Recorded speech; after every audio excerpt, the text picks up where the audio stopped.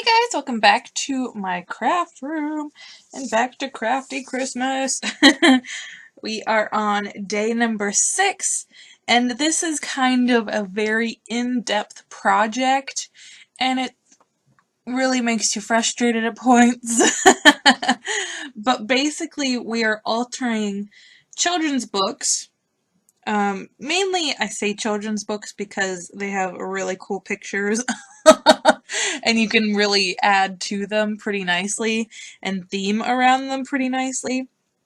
I don't really know of very many adult books that will, really fit through here very nicely.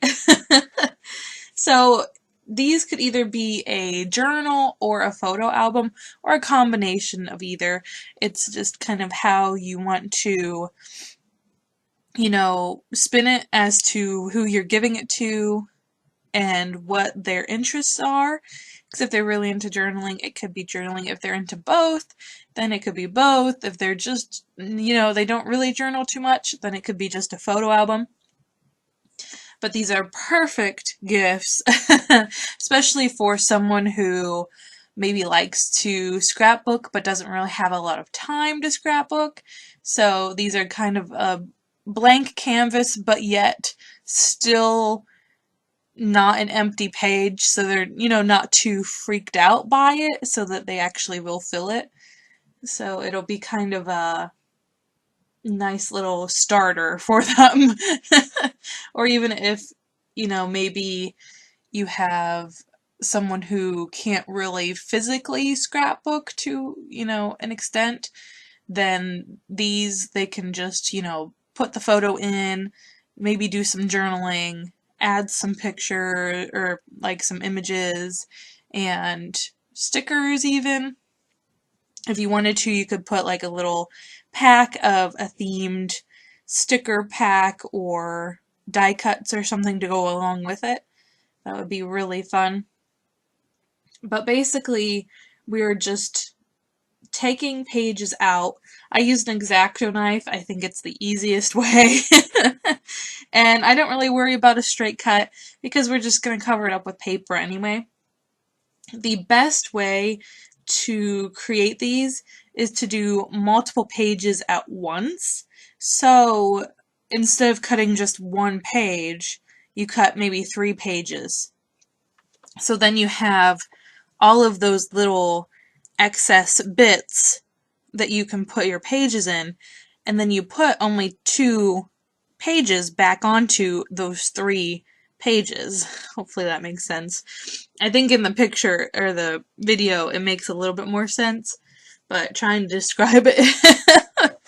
And I find that it's best to put one piece down and just kind of run your whatever adhesive you're using. I do recommend the tape runner, even though mine was giving me so many issues.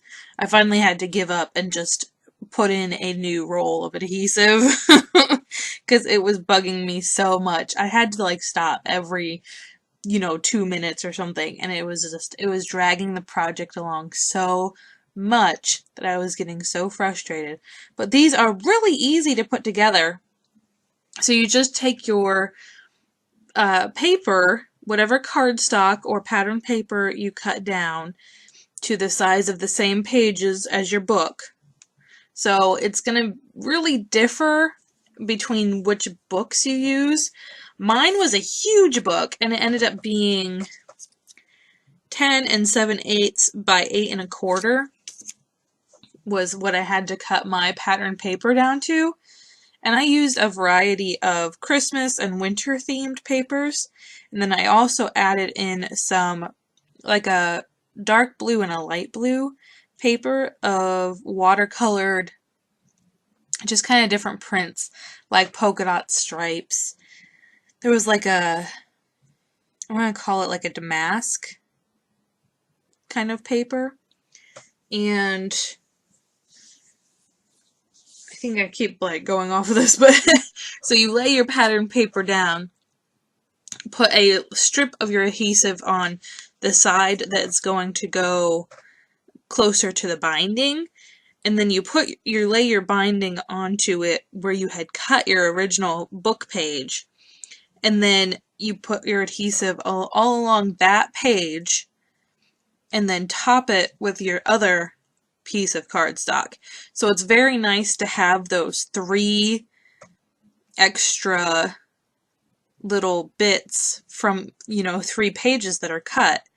So that way you're eliminating a bunch of bulk, but also it's kind of a little bit more sturdy, at least for the binding part. I found that, tape runner adhesive was the best.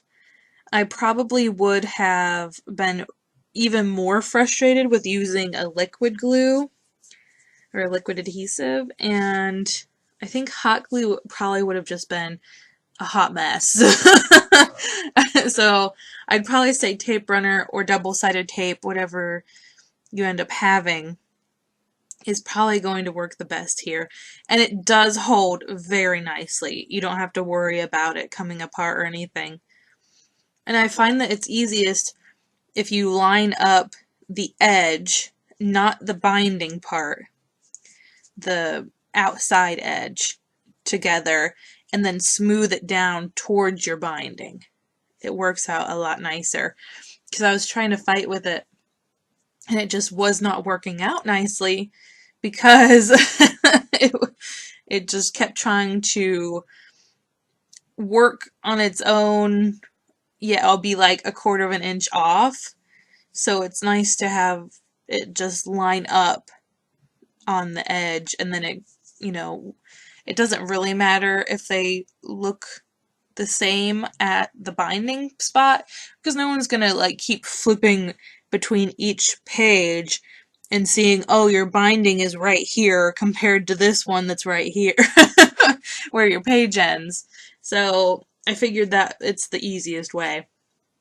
And then because this book is so large and so heavy, there are so many pages that I left in just because I really wanted this book to be more picture than photo album or journaling. This one's a more photo album than journal. The next one we do is more journal. But I wanted the pictures really to stand out, and that gave me a little bit more bulk. So I couldn't decorate too much, but that's okay because I ended up picking papers that really spoke for themselves a lot. And the ones that I felt like it needed a little extra, I used in some jewel stickers that are in star shapes. And then also I used some snowflake washi tape. And I think that kind of finishes it off very nicely. And it's kind of more simplistic, but also once you fill it, it's going to look really good. Alright, so on to our next. This one I'm more journal-wise, and then maybe adding some wallet-sized photos, because this little guy, oh my gosh, he's so tiny, but he's cute. He ended up having very thin pages, and I was able to put in a lot more bulk. So I added tags, I added ribbons, I added, it was very easy to fill this one. So this one's a little bit more of a journal rather than just a photo album. And then I also did very plain papers, so I really kind of needed the extra decoration, or else it probably wouldn't look as good. It would function, of course, but it wouldn't look as good. So because this is a Batman book, and this Batman book tends to be more on the purple and blue and a little bit of black side than, the normal black, yellow, very harsh. This one's a little bit more colorful. So I did a bunch of blues in different patterns. So stripes, chevron, polka dot. That all kind of came together. And then I had some leftover Batman paper from some project from long ago, I don't know what project, but it ended up, fitting very nicely for me to create what I wanted to create. And kind of really worked out nicely having all of those extra papers that I could play with. But this one, I ended up not doing the outside pages together. I tried to put them together by the binding, and it didn't quite work out very well. And to cover up that extra white stuff, extra white page, I just took some ink and I distressed the pages, which made the papers look even better in this kind of distressed looking book, because it's like a distress, but then there's pops of color, so it blends in nicely. So I do a different, set of belly bands, pockets, just some pieces sticking out that you can add little nuggets in there. And I add a few tags, and I add a bat stamp because I thought that would, just be very appropriate and fun.